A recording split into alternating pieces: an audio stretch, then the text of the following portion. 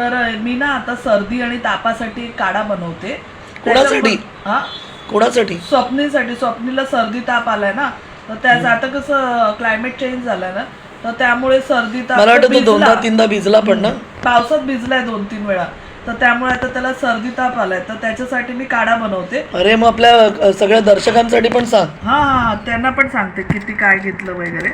तर मी इकडे ना 15 एक काळी मिरी घेतल्यात, त्या मी याच्यात क्रश करणार आहे. 3 लवंग घेतल्यात. म्हणजे तुम्ही जास्ती पण घेऊ शकता, ठेवू शकता. काढा तुम्ही फ्रीज मध्ये. एक मी ठेवू शकता. इलायची घेते एक, जरा गोडट असं थोडा वास येतो ना इलायचीचा. दालचिनी घेतले मी, हे बघा 3 तुकडे घेतले दालचिनीचे. दालचिनी थोडी ह्याच्यासाठी सर्दीसाठी पण चांगली असते, त्याचे मेडिसिनल हे आहेत, गुणधर्म आहेत. तर आता मी ना थोडं क्रश करून घेते. आणि ह्याच्या व्यतिरिक्त ना मी काय घेतलं माहिती, हे बघा आलं घेतलंय मी, 1 इंच आलं घेतलं, किसून घेतलंय. आणि कांदा घेतलाय, तो पण सफेद कांदा मेन आहे याच्यामध्ये. सफेद कांदा घेतलाय. हा, सफेद कांदा औषधी असतो, तर सफेद कांदा मी किसून घेतलाय. आणि 3 हे घेतलेत, काय बोलतात, तेजपत्ता घेतलाय 3. तो मी उकळवायला टाकीन तेव्हा. समजा तुमच्याकडे आलं नसेल तर त्याच्या बदली काय घेऊ शकतो आपण? त्याच्या बदली आपण, आपल्याकडे पावडर पण आहे, सुंठ पावडर आहे माझ्याकडे, तर मी ती पण टाकणार आहे सुंठ पावडर, कारण माझ्या अवेलेबल आहे म्हणून.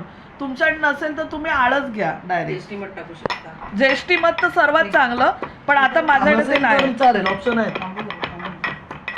मी 3 तेजपत्ता इथे घेतलाय, ते पहिले टोपात टाकून घेते मी. आणि हे जे वाटलं ना हे मिश्रण, ते पण टाकून घेते याच्यात. कांदा आणि आळं जे मी किसलेलं आहे ते टाकते. आता माझ्याकडे ना हे आहे, गवती चहा आहे, तुमच्याकडे असेल तर टाकायचा. ह्याच्यात गूळ पण टाकणार आहे मी.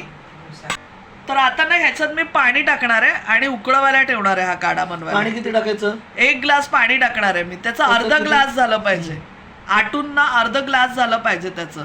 तर मी आता उकळवायला जाते. थोडंसं मी त्याच्यामध्ये पहिले टाकून घेते.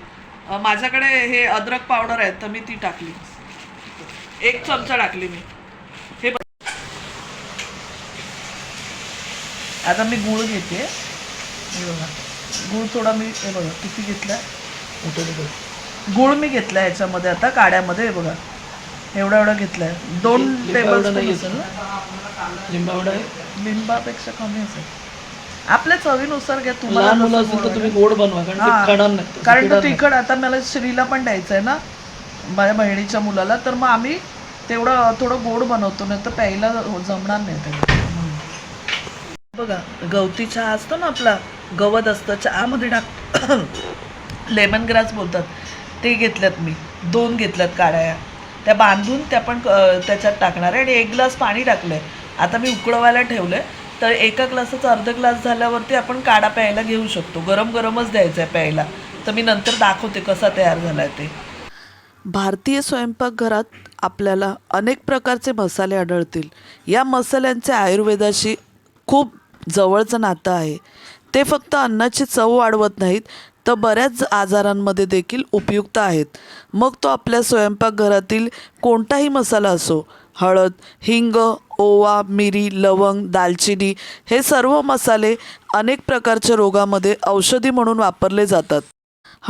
हळदीचे काम फक्त अन्नपदार्थाला रंग आणणे इतकेच नाही, तर हळद औषधी गुणधर्मांचा खजिना आहे.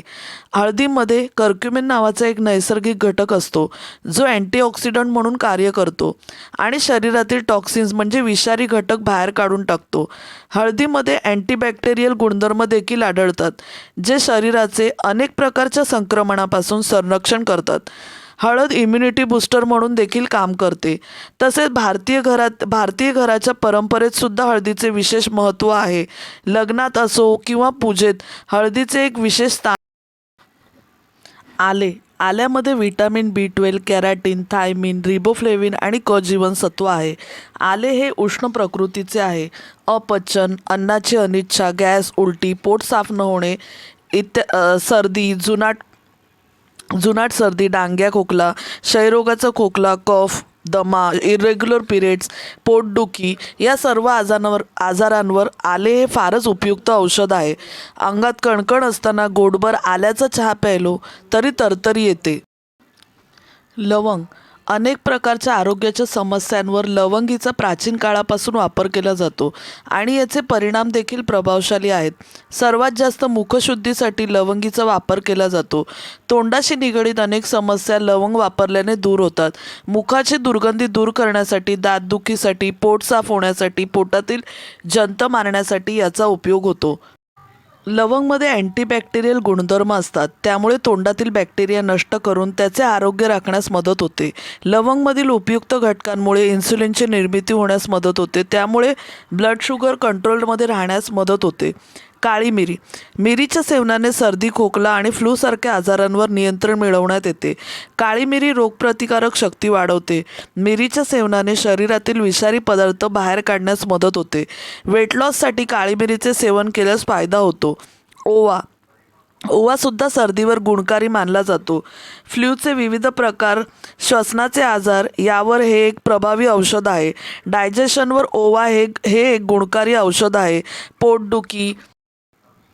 पोटदुखी होत असताना चमचाभर ओवा चावून खाल्ल्यास गरम पाणी प्यायल्यास आराम मिळतो.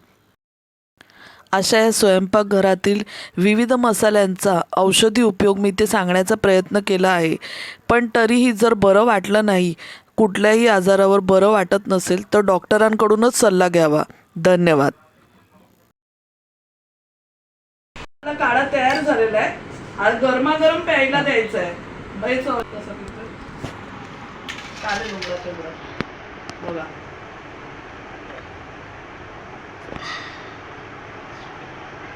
बरं वाटतंय घशाला? कसं वाटतंय? चांगलं वाटतं ना? आणि याच्याबरोबर थोडी वाफ पण घ्या, बरं वाटेल.